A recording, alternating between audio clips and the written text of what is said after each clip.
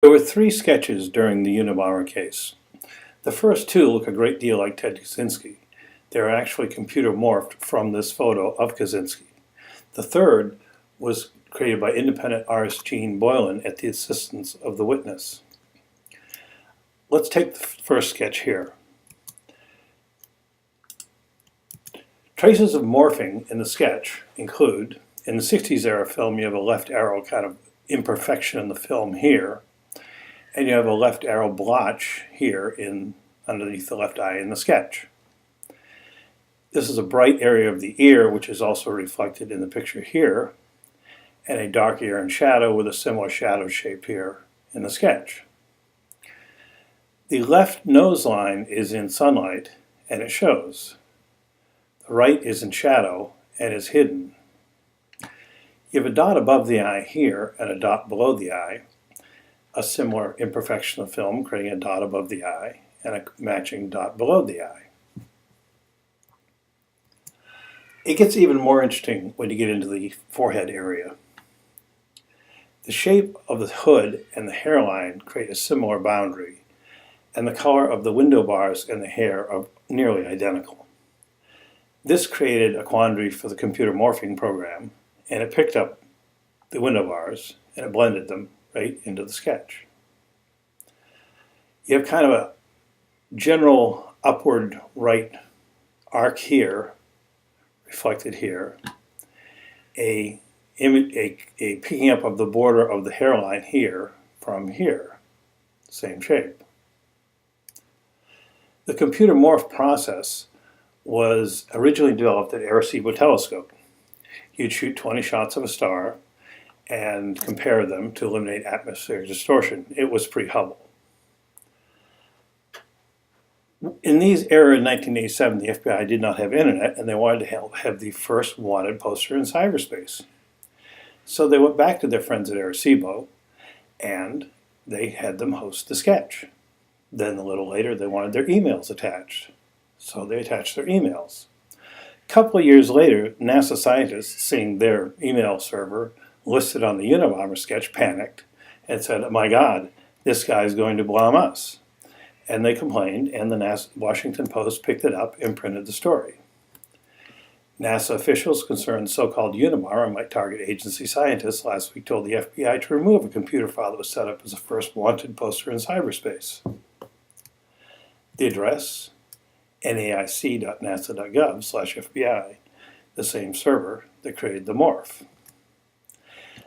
The photo source and the sketch are listed all over the place. They've been Gene Boylan's book, Robert Graysmith's The Desire to Kill, many newspaper articles and Newsweek articles. You may want to search your basement to see if you have a 1996 era copy of either the photo or the morph. They both exist in many copies of Time, Newsweek, Life, etc. What actually happened historically here is that when the FBI created the morph, they thought it was a cool technology. A few years later, Johnny Carson gets on late night TV and starts morphing Mr. and Mrs. Reagan together for laughs, teaching the entire world what a morph is. Oops. The witness also had a great deal of problems with the first 2 sketches. A direct quote from Gene Boylan's book. "Heck, who am I? Just the witness," she asked and answered quietly in a single breath. "Never mind what I think I saw. They'll tell me what I saw, and when I tell them it's off base, they'll just tell me again. That drawing's never been right. I've tried to tell them." Since the arrest of Kaczynski, the witness has never been heard from. Her identity has never been revealed. There's been no reaction to Kaczynski's arrest. However, an unusual number of individuals related to this site, unabombers.com, are missing or dead under suspicious circumstances. If you were a killer for the government and you went out and killed somebody and they gave you $1 million, the next thing that happened at some point was the IRS come by and said, "Where'd you get the $1 million?" So what they would do is they would give you a United States patent, and you would flash that at the examiner, and his eyes would glaze over, and that would be it. That would be the end of it. The second sketch, the third sketch, created by Gene Boylan at the witness' insistence, which the FBI resisted, looks a great deal like a gentleman named Joseph Raymond Detling. Joseph Raymond Detling has a patent from guess where? National Aeronautics and Space Administration. You now have the process that created the sketch, the hosting of the sketch, the FBI emails about the sketch, and the cover-up of the payments to the actual bomber, all tracing to one little group of 2,000 people in the middle of Puerto Rico. There is so much evidence on this case of what has actually happened, one of which is called the Nathan R. note. The Nathan R. note was scratched into an envelope.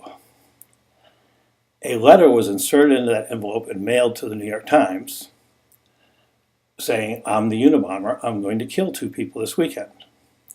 The bombs were mailed off first, then the letter, then the bombs went off, then the letter arrived at the New York Times, and they printed it on the front page on October 7, 1993. You can go into any library in the microfilm and look it up. And when you do, you'll find it matches my handwriting. My name is Daniel C. Pride, and this is a polygraph that I passed saying I wrote the note, one of 2. This is a sample of my handwriting. It is somewhat is typical, actually, of the brazenness of the lies in this case. That the authorities laboriously pursued that lead. Driver's license records and phone books were scrutinized throughout the country to identify anyone named Nathan with a middle or last name beginning with R. 10,000 Nathan R's poured forth. Agents interviewed them all. Nothing. The problem with this little bit of information is that at this exact time, I was marching into 6, 7 different FBI offices, equipped with 2 polygraphs, equipped with a matching handwriting sample, letters from my college roommate and 2 other individuals who had known me all my life, all saying, "Yep, that's his handwriting," and legal documents identifying Nathan Salmon as Ray Detling's stepson. And it was Nathan Salmon I was talking to when I wrote the note. Additional information is, and I was sitting at Joseph Raymond Detling's desk when I wrote it, talking to his stepson. And that is what the Nathan R. note means is call Nathan, messages for Ray.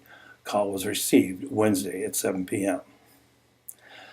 A bunch of other evidence never got presented. Here's another piece. On the day that U.S. Scruton was bombed in California, probably about 10 minutes after the bomb went off, Ted stirred in his cavern, hopped on his bicycle and pedaled into Helena, and deposited the grand sum of $10 into his bank account, placing him 30 hours away from an unquestionable Unabomber bombing. This got very little press and was barely covered. The kind of cynicism and misdirection in this case is truly astounding. There has been a tremendous amount of mind control effects in this case. If you think about it, you probably spell Unabomber as Unibomber. There's a huge difference. At the time of the arrest, everyone spelled the case Unabomber. Unabomber is a very serious, dangerous thing. Unibomber is kind of an absurd idiot who smells bad, can't get a date, and fertilizes vegetable his own poop, and if anybody's talking to you about that, they must be crazy. Kind of like unisex, unicycle, unicorn. All somewhat absurd and ridiculous. There'll be a great deal more about this case coming up in these videos. I encourage you to follow them and to do what you can to support the site. You can tweet it, however, your tweet will disappear within 3 minutes. Try it. Try writing on Twitter, "I saw the Unabomber sketch and it might be a morph." See how long it lasts.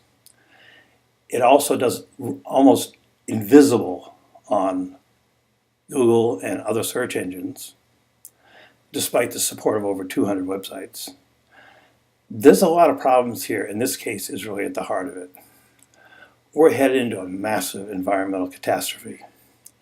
This case was backed by the oil companies to protect their profits from the burgeoning environmental movement, making environmentalists funny and absurd. And when you laugh at Unabom or laugh at environmentalism, you're the fool. Watch the video following up on the Unabomber mind control and the use of una and uni and how it attaches the meanings of unisex, unicycle, unicorn, uni-ridiculous, not only to the case and anyone who's talking about it, but also into the environmental issues. Attempts to curtail greenhouse gas have been hamstrung by this case. It is going to result in the death of billions. I will not put up with the Discovery Channel proclaiming these guys as heroes, not while I have a breath left. My name is Daniel Pride. Thank you.